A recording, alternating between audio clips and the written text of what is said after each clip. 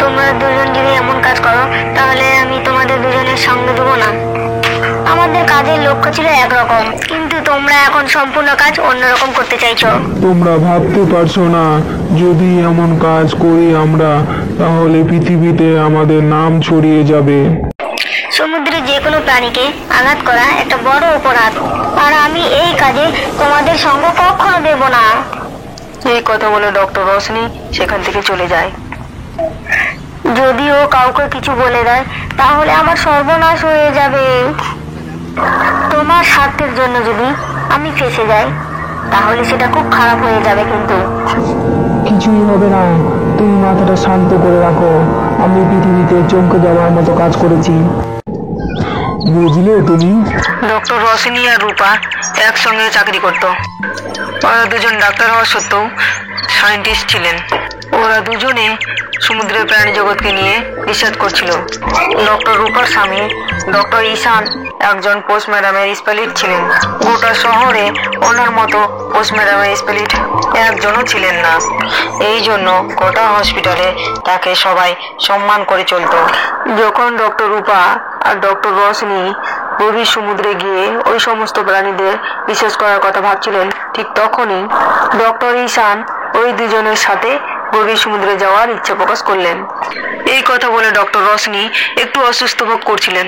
যেহেতু ডক্টর ঈশান রূপার স্বামী ছিলেন, তাই রশনি আপত্তি জানাতে পারেননি, আর তিনজনই সেখানে যাওয়ার সিদ্ধান্ত নেন। এদিকে ডক্টর ঈশান তার বন্ধু ডক্টর সুরাজকে তার ডিউটি করার জন্য ফোন করলেন। তুই আমার ডিউটিটা করে দে, বাইরে যাচ্ছি, কাজ আছে। এই আসিস না, আমি ছেলেটা আছে না, তোর সঙ্গে নিয়ে নিস, কালকে ডিউটিটা তোর সঙ্গে করবে। কিন্তু ওকে কেন? ওকে কখনো পোস্ট ম্যাডামের ডিউটি করেছে? এই কাজও করতে পারবে? ওটাই তো মজা। খুব অহংকার ছিল ছেলেটা। পোস্ট ম্যাডামের ডিউটি করলে ভয়ে চড়ে সব অহংকার বেরিয়ে যাবে। ও অনেকবার আমার সঙ্গে বাজে ব্যবহার করেছে, তাই তো আজ পেয়েছি তাকে উচিত শিক্ষা দেওয়ার। এখনই আমার সুযোগ। কিন্তু আমার মনে হয় না ওই ভয় পাবে, ও তো একজন। ঠিক তখনই ফোনটা কেটে গেল। ডক্টর ঈশান ফোন করার অনেক চেষ্টা করলেন, কিন্তু ফোন আর কিছুতেই কানেক্ট হলো না। কে জানে তাকে ফোনে কেন পাচ্ছি না। কাল ফিরে এসে কথা বলে নেব। জানি না ও ঠিক কি বলতে গেছিল আমায়। তারপর ডক্টর রশনি, ডক্টর ঈশান, ডক্টর রূপা একটা গভীর সমুদ্রের দিকে রওনা দিলেন। তারা একটা বড় জাল নিয়ে গিয়েছিল, আর সমুদ্রের মাঝখানে গিয়ে মাছ ধরা জালটি তারা ফেললো। তারপর তারা কিছুক্ষণ ধরে অপেক্ষা করতে লাগলো, আর কিছুক্ষণ পর জালটি নড়াচড়া করতে লাগলো। তারপর ঈশান ওই জালটিকে বোর্ডের উপর তোলার চেষ্টা করলো, কিন্তু জালটা এতটাই ভারী ছিল যে সে একা টেনে তুলতে পারছিল না। চুপ করে দাঁড়িয়ে দেখছো কি? আমাকে সাহায্য করো। বেশ কিছুক্ষণ ধরে কঠোর পরিশ্রমের পর জালটিকে তারা টেনে বোর্ডে তুললো। তারপর জালের দিকে দেখতেই তারা তিনজনে চমকে উঠলো। মৎস্যকন্যা, আজ তো আমাদের লটারি লেগে গেল। থামো, তোমরা ওকে ছোঁয়া না, প্রথমে আমাকে ওকে ভালো করে দেখতে দাও। ডক্টর রশনি মৎস্যকন্যাকে বেশ কিছুক্ষণ ধরে পরীক্ষা নিরীক্ষা করে। ও নো, সি ইজ ডেড। যত তাড়াতাড়ি সম্ভব একে সংরক্ষণ কেন্দ্রে জমা করতে হবে, তাছাড়া ওনারা যেটা ঠিক মনে করবেন সেটাই হবে। তুমি পাগল নাকি? যখন আমরা এটাকে পেয়ে গেছি তাহলে সেটাকে ছাড়ি কেন? আমি এই মৎস্যকন্যাকে পোস্ট ম্যাডাম করতে চাই। দেখি এর মধ্যে কি জিনিস আছে, যেটা অর্ধেক মানুষও সেটা জলের ভিতর কি করে নিঃশ্বাস নেয়। আমিও সেটাকে দেখতে চাই। আমি এই কাজে তোমার সঙ্গ কখনো দেব না। এই কথা বলে ডক্টর রশনি বোর্ডের অন্যদিকে চলে যায়। তারপর তারা সকলে বোর্ড নিয়ে ফিরে আসে।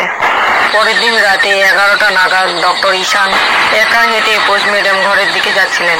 তখনই ওনার স্ত্রী ডক্টর রূপার সঙ্গে দেখা হয়ে যায়।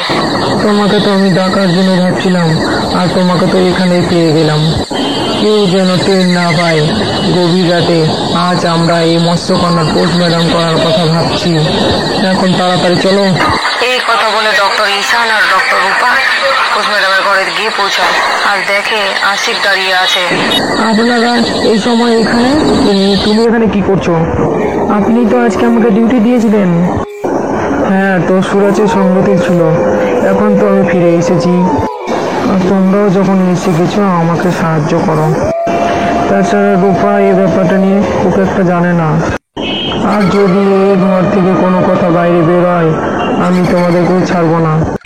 ঈশানের সাথে সুরজের এমন কথাবার্তা তার কেমন যেন লাগতে শুরু করে। তারপর সাদা কাপড়ে ঢাকা দুটো লাশ ঈশান আর রূপা দেখতে পায়। যখন ওই দুটো লাশ দেখার জন্য রূপা এগিয়ে আসে তখন ডক্টর ঈশান বলে, দাঁড়াও রূপা, প্রথমে যে কাজটা আগে করতে এসেছি সেটা আগে করে নিই।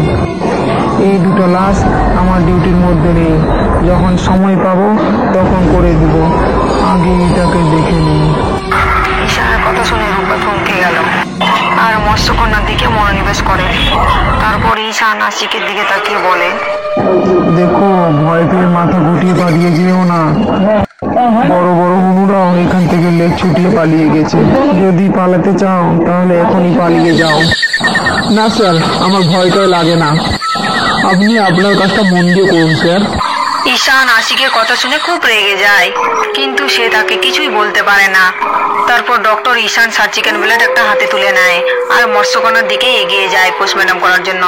ঠিক তখন আশিক চেঁচিয়ে ওঠে, লাশে হাত দিবেন না স্যার, ও অনার্থ করে দেবে, ও কাউকে ছাড়বে না। কি সব আজে বাজে কথা বলছো তুমি? তারপর সবাইকে চমকে দিয়ে চারিদিকে শুধু হাসির আওয়াজ ছড়িয়ে পড়ে, যেটা শুনে সবাই ওখানে ভয় পেয়ে যায়।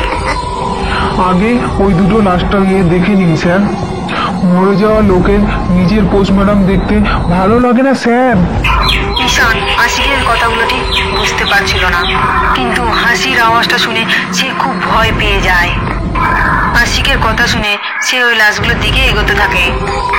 যেই ওই দুটো লাশের উপর থেকে ঈশান সাদা কাপড় সরায়, তারপর দেখতে দেখতে তার গোটা শরীরটা যেন পাথর হয়ে যায়। আর রূপাও সেটা দেখে হতভম্ব হয়ে দাঁড়িয়ে থাকে। এত সাহসী ডক্টর ঈশানের গায়ের রং ফ্যাকাশে হয়ে গেল। তারপর দুই স্বামী স্ত্রী যেন মূর্তি প্রাণহীন পাথর হয়ে দাঁড়িয়ে গেল। কি বলেন স্যার, ভয় পেলেন নাকি? ঈশান যেন নিজের চোখকে বিশ্বাস করতে পারছিলেন না, কারণ ওই দুটো লাশ কারো নয়, ডক্টর ঈশান আর ডক্টর রূপার।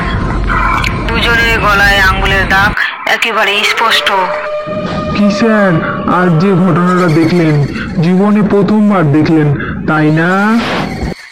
ঠিক বলেছি? ঠিক তখনই ডক্টর রশনি আর ডক্টর সুরাজ দরজা খুলে ভিতরে ঢোকে। রশনি আগেই মৎস্যকন্যার ব্যাপারে সুরাজকে বলে দিয়েছিল। এরা দুজন মৎস্যকন্যাকে সংরক্ষণ কেন্দ্রে জমা করার জন্য এসেছেন। আর এসেই এই দুটো লাশকে দেখে সুরাজ বলে, কিন্তু হঠাৎ করে এটা কিভাবে হলো রশনি? জানি না ঠিক, পোস্টমর্টম করার পর থেকেই জানা যাবে। গলার চিহ্ন দেখে বোঝা যাচ্ছে ওরা দুজন দম আটকে মারা গিয়েছে। কাল যখন আমার সঙ্গে ছিল ততক্ষণ তো ঠিক ছিল। আমি শুধু এইটুকু জানি, পাপ কোনোদিন কাউকে ছাড়ে না। এমন হঠাৎ করে মারা যাওয়া মানুষের আত্মা, একথা মানুষ বিশ্বাস করতে চায় না যে সে শরীর ত্যাগ করেছে, আর আত্মা প্রত্যেক দিনের মতো সব কাজ করতে চায়। আশিকের কথা শুনে দুজনে ওর দিকে তাকায়। তারপর সুরাজ বলে, রশনি, এর সাথে তোমাকে পরিচয় করে দিই। এর নাম আশি। আজ থেকে ওর পোস্টমর্টমের ডিউটি পড়েছে, আর এর ডিউটি ঈশান স্যার তো ঠিক করেছিলেন। জানো, আশিকের তো একটা অদ্ভুত রকমের ক্ষমতা আছে।